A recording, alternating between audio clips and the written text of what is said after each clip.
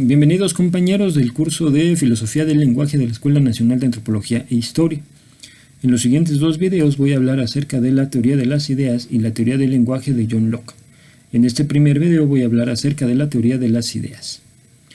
Dice John Locke en el cuarto libro sobre el entendimiento, el cuarto libro del ensayo sobre el entendimiento humano, que nuestro conocimiento se refiere a nuestras ideas y que consiste en captar el acuerdo o el desacuerdo entre dos o más ideas. Por ejemplo, que lo blanco no es negro, que la suma de los tres ángulos de un triángulo es equivalente a la suma de dos ángulos rectos, o que un hombre soltero es un hombre no casado. Cabe aquí subrayar que los ejemplos que pone John Locke son verdades tautológicas, las cuales se derivan de principios lógicos elementales como el principio de no contradicción, el principio del tercero no excluido o el principio de identidad. Ahora bien, agrega John Locke que los límites de nuestro conocimiento son nuestras ideas, es decir, que no podemos conocer nada de aquello de lo que no tengamos una idea. Ahora bien, dice John Locke, cabe hacerse la pregunta de qué cosas son las ideas y cuál es su origen.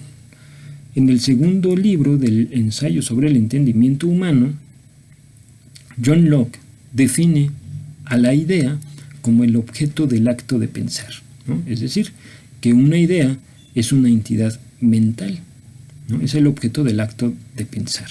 Y por otro lado, señala que las ideas se dividen en ideas simples y en ideas complejas. Y explica que las ideas simples son aquellas que refieren a las cualidades de los objetos materiales y a las cualidades del propio entendimiento, y que las ideas complejas son aquellas que refieren a objetos, ya sea objetos que percibimos u objetos que imaginamos. Las ideas complejas, dice John Locke, se componen de ideas simples, es decir, que que las ideas complejas se descomponen en ideas simples. Ahora bien, sobre el origen de las ideas, John Locke dice lo siguiente: las ideas simples tienen un origen en la experiencia, y por experiencia John Locke entiende la sensación y la reflexión. A través de la sensación, explica John Locke, el entendimiento obtiene ideas simples que refieren a las cualidades de los objetos.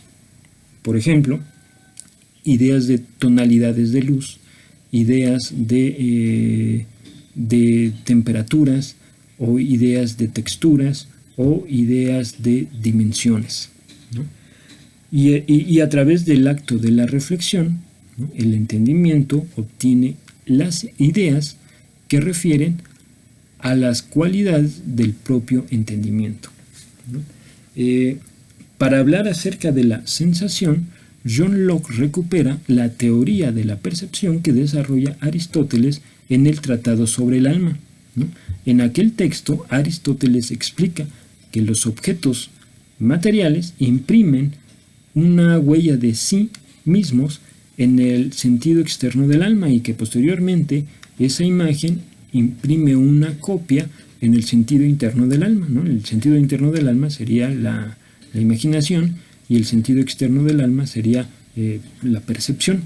De tal manera, dice Aristóteles, el alma obtiene ideas de los objetos del mundo. Ahora bien, John Locke recupera la teoría de la percepción de Aristóteles y explica en el segundo libro del ensayo sobre el entendimiento humano, que los objetos materiales imprimen una huella de sí mismos en la sensación, y a través de esa impresión el entendimiento forma una idea simple. Por eso mismo, estas ideas simples se corresponden a las cualidades de los objetos, ¿no?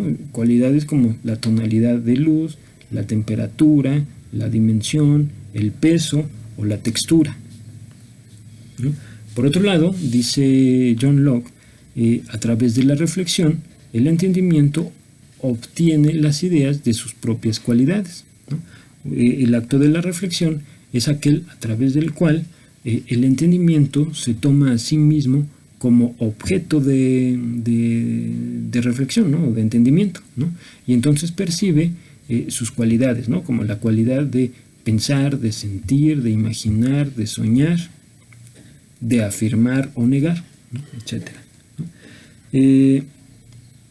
Por otro lado, dice John Locke, ¿no?, que las ideas complejas se obtienen a partir de las ideas simples, ya sea abstrayéndolas, combinándolas o relacionándolas causalmente, ¿no? Por ejemplo, la idea de amarillo.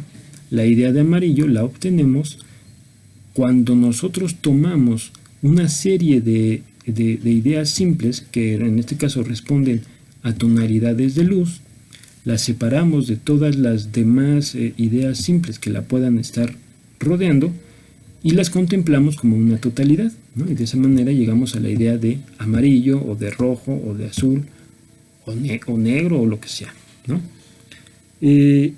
O por ejemplo, ¿no?, nosotros tomamos la idea de un caballo y la idea de un ave y las combinamos y obtenemos la idea de un Pegaso, ¿no?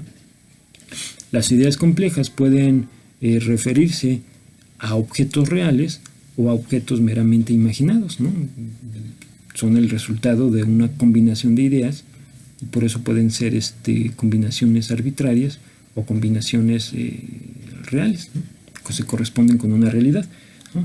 O por otro lado, dice Aristóteles, ¿no?, nosotros podemos relacionar dos ideas y obtener la idea de una relación causal, ¿no? Por ejemplo, que una bacteria produce una enfermedad, por ejemplo, ¿no?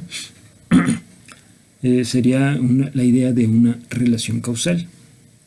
Ahora bien, dice John Locke, nuestro conocimiento se refiere a estas ideas, ya sea las complejas, ya sea las simples, y consiste en comprender o en atestiguar un acuerdo o un desacuerdo entre dos o más ideas, ¿no? Ahora bien, John Locke se hace una pregunta bastante importante, que es la siguiente: si nuestro conocimiento refiere a nuestras ideas y consiste en percibir el acuerdo o el desacuerdo entre dos o más ideas, ¿cómo podemos nosotros estar seguros de que ese conocimiento es real y no es producto de nuestra imaginación? John Locke responde a la pregunta diciendo que si en última instancia el origen de todas nuestras ideas es la experiencia, nuestro conocimiento, que no es otra cosa más que el percibir el acuerdo o el desacuerdo entre dos o más ideas, en última instancia es real cuando se corresponde con una experiencia, ¿no? Ahora bien, aquí es cuando John Locke establece los principios del empirismo, ¿no?, el cual sostiene que un enunciado es verdadero cuando se corresponde con un hecho fáctico, ¿no?, es decir, cuando se corresponde con la realidad, ¿no? Asimismo, ¿no?, un conocimiento es verdadero cuando se corresponde con una realidad o con una serie de hechos fácticos, ¿no? Bueno, a grandes rasgos, en esto consiste la teoría de las ideas de John Locke.